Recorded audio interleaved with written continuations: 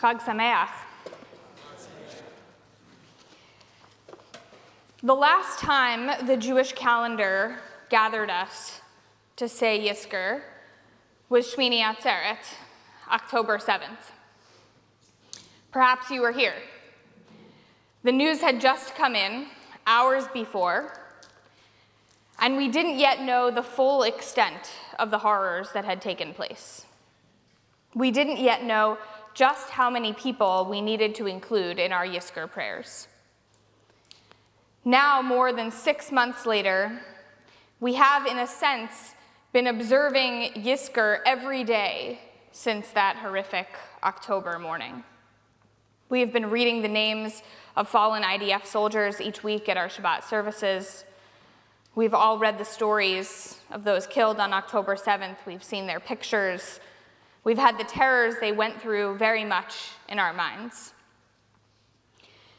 Yizkor means remembering, and everyone in this room is remembering someone. But the thing about memory is that it soon turns to history. Rabbi Jonathan Sacks of blessed memory taught, there is a profound difference between history and memory. History is his story, an event that happened sometime else to someone else. Memory is my story, something that happened to me and is part of who I am. To be a Jew is to know that over and above history is the task of memory.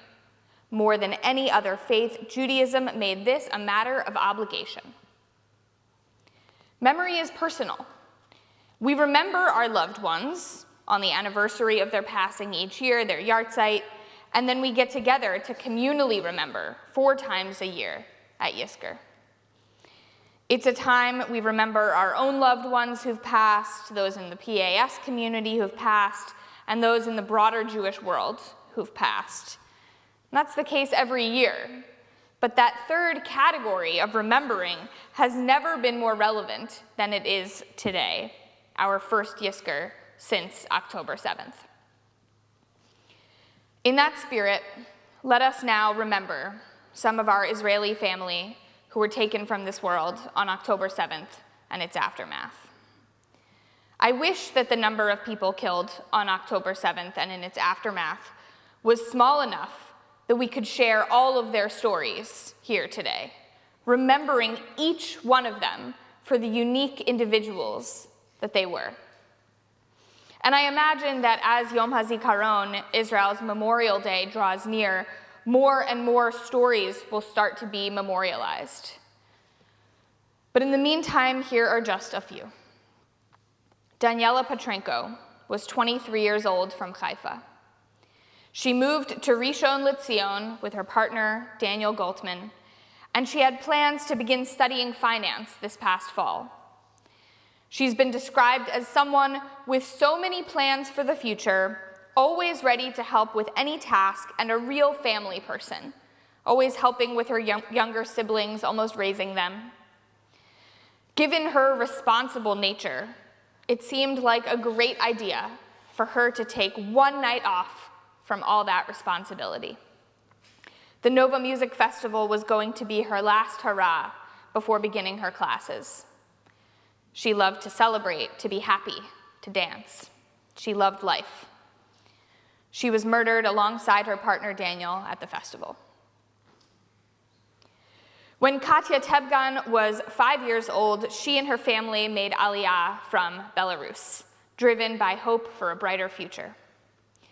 Now, as a 26-year-old, Katya was gentle, quiet, and sensitive, always finding the good in people. She was especially passionate about helping abandoned animals and working to find them good homes. She too was murdered at the Nova Music Festival. In her memory and with her love of animals in mind, her parents and husband have been donating bags of food to animals that were abandoned in the aftermath of October 7th. Chava Ben Ami was 78 years old, but everyone who knew her said she had the energy of a 20-year-old. She was the grandmother everyone wanted to cuddle with in the morning. Her young granddaughter was recently diagnosed with diabetes, and with her never-ceasing energy, she devoted herself entirely to supporting efforts to find a cure. She was a resident of Kibbutz Be'eri and was murdered in her home. The story of Uriel Baruch is particularly heart-wrenching. He was 35 years old and had gone to the Nova Music Festival with a friend who called his wife at 6:30 that morning. She heard him say, "Uriel, go, go, they're shooting at us." And that was the last communication with him. The friend was found shot dead near a car. Uriel was seen in a Hamas video lying on the ground with his face to the side, covered by a hoodie. 3 weeks after October 7th, his family received confirmation that he had been abducted. His wife, 2 children, and all of his loved ones spent 171 agonizing days not knowing if they would see Uriel again, living in hellish uncertainty, praying for his release. But after 171 days, they were informed that Uriel had been murdered in captivity. May Daniela, Katya, Chava, and Uriel's memories be for a blessing. There are also those saying Yizkor today, holding on to the traumatic memories of October 7th in a more personal way than we possibly could. There are those like Eden Shmuel, a Nova Festival survivor, who dealt with grief and guilt, wondering why she survived when so many others did not. She tried therapy. She tried talking to friends and family, and it wasn't enough. So a friend suggested she travel around the US, sharing her story, a way of therapeutically getting the memories off her chest while also making positive change.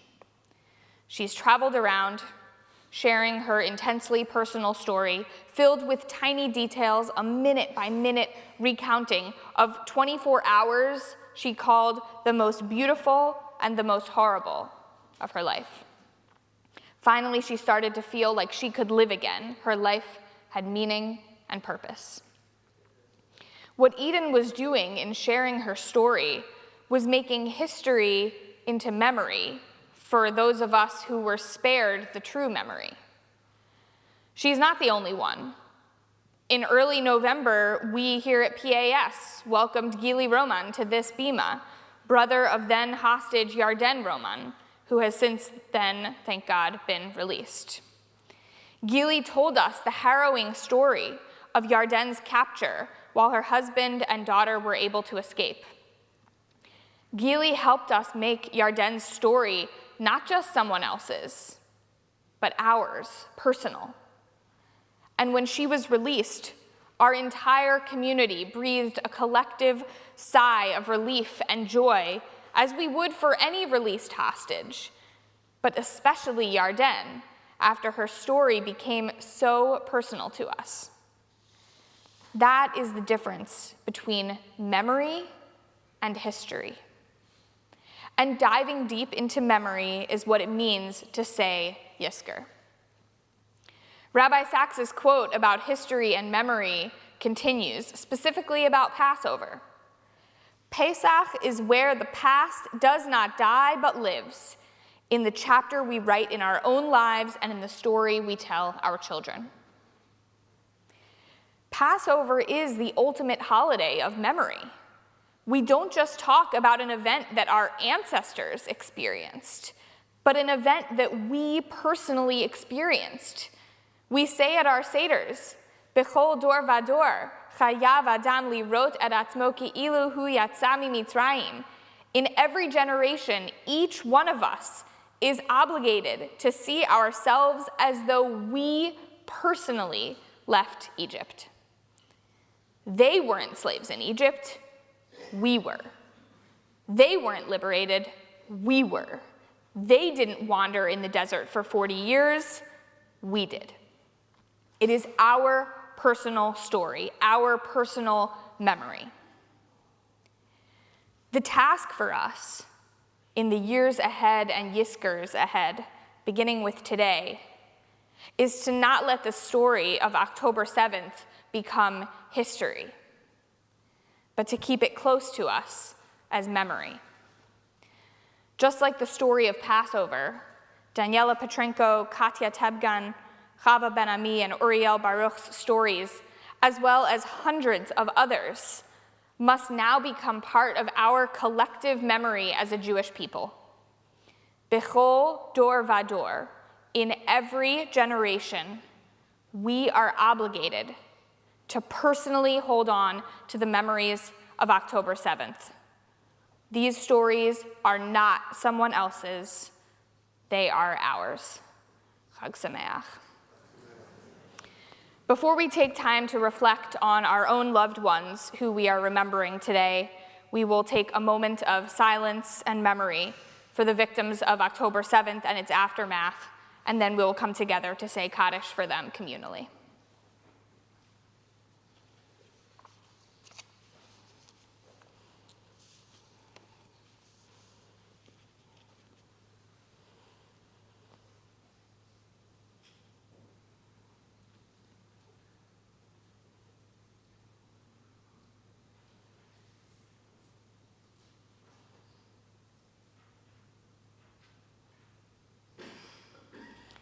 I invite you to rise in body or in spirit as we say a communal mourner's Kaddish for the victims of October 7th and its aftermath, page 338. Yitgadal v'yitgadash shemei Rabbi, be'alma divra kirute v'yamlich malchute, b'chayechon uv'yomechon uv'chaye techol beit Yisrael, ba'agala uv'izman kariv v'imru amen. Yehei Shmei Rabba Mivorach Leolam Olamei Omaya. Yitbarach V'yishtabach V'yitpa'ar V'yitromam V'yitnaseh V'yithadar V'yit'aleh V'yithalal Shmei Dekudsha Brichu. Le'ela Min Kol Birchata V'shirata Tushbechata V'nechemata Da'amiran Be'alma V'imru Amen. Yehei Shlama Rabba Min Shemaya V'chaim aleinu ve'al kol Yisrael v'imru amen. Oseh shalom b'mromav, hu ya'aseh shalom aleinu ve'al kol Yisrael v'imru amen.